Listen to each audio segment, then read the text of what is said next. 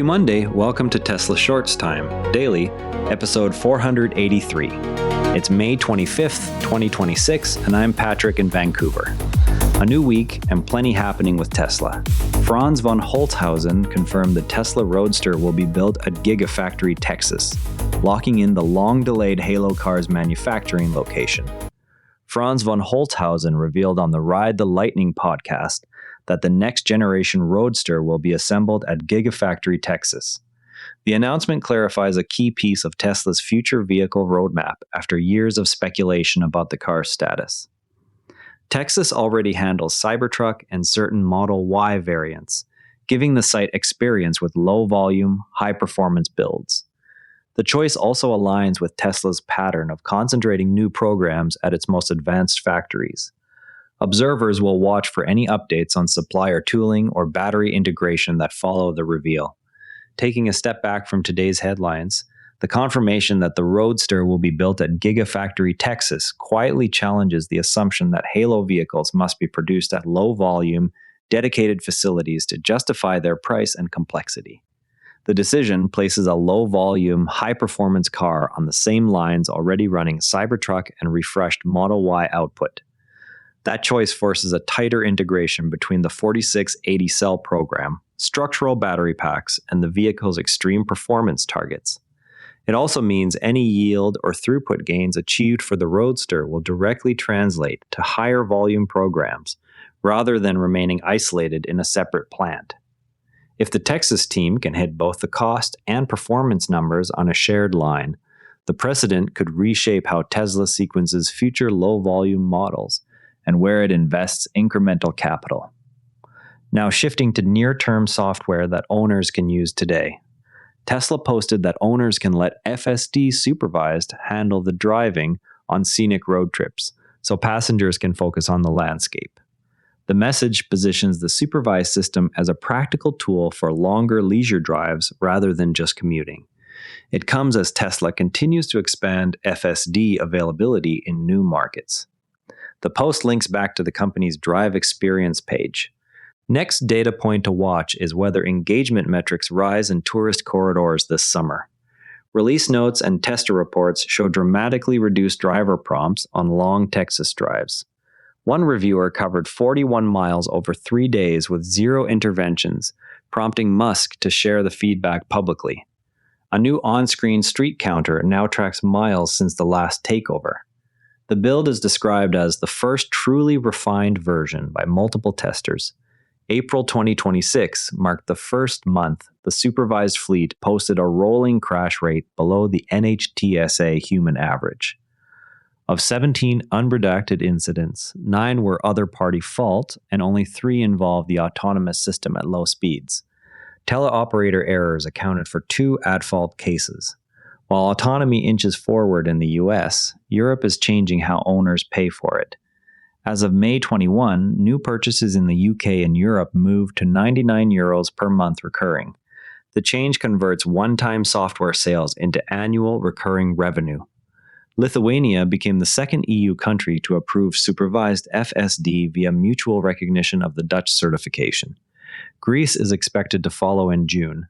Revenue model changes in Europe sit alongside lighter in-car features rolling out everywhere.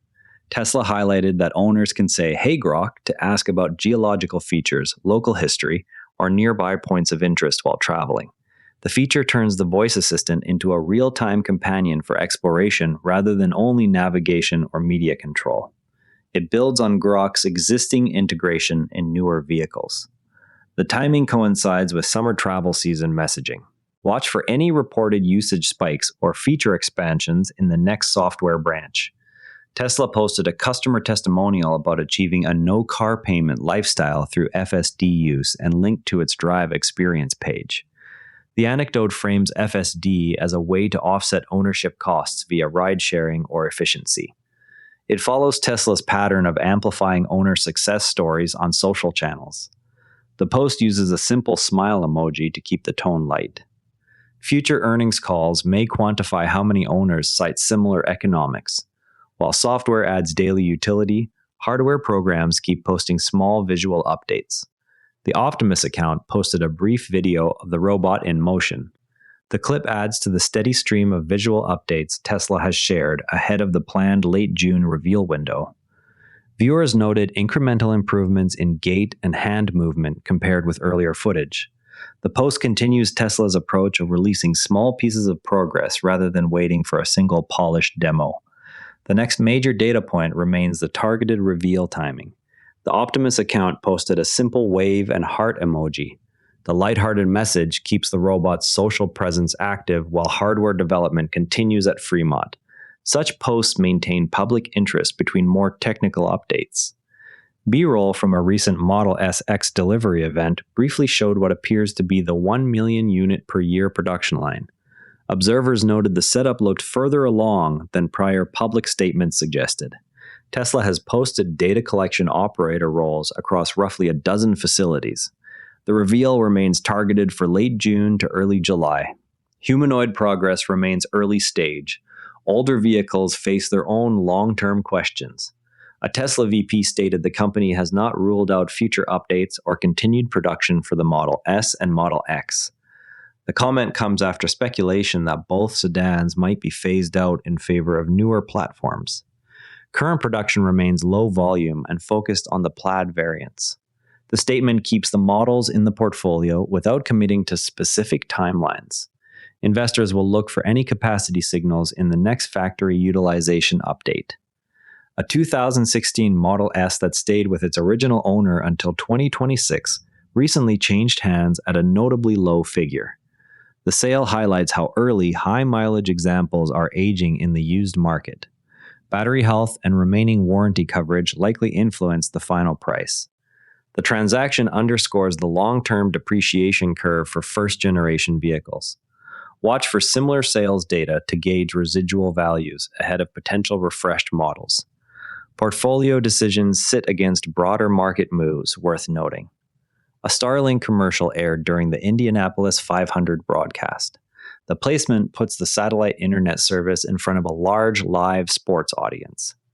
Tesla and SpaceX have overlapping ownership and technology overlap, making the ad relevant to Tesla owners who use in-car connectivity. It is one of the higher-profile consumer marketing moments for Starlink this year. Track whether similar cross-promotion appears in other major events. A Tesla Raw T poll asked Tesla owners whether they would rather have faster charging or longer range on their next vehicle. The question drew strong opinions on both sides, reflecting real-world trade-offs owners face on road trips. Faster charging reduces dwell time at superchargers, while extra range cuts the number of stops. The debate often surfaces when new battery or motor options are rumored. The results may inform how Tesla prioritizes feature pack and thermal upgrades. Marketing and owner priorities sit alongside the weekly market wrap. There is a challenge worth discussing. The analysis argues that near-term robotaxi revenue projections rest on optimistic deployment timelines that current fundamentals do not yet support. Unsupervised fleet counts have remained flat for more than 2 weeks, and teleoperator interventions have already contributed to documented incidents. Tesla's ability to convert supervised miles into a scalable, profitable service will determine whether the narrative can overcome slower vehicle demand signals.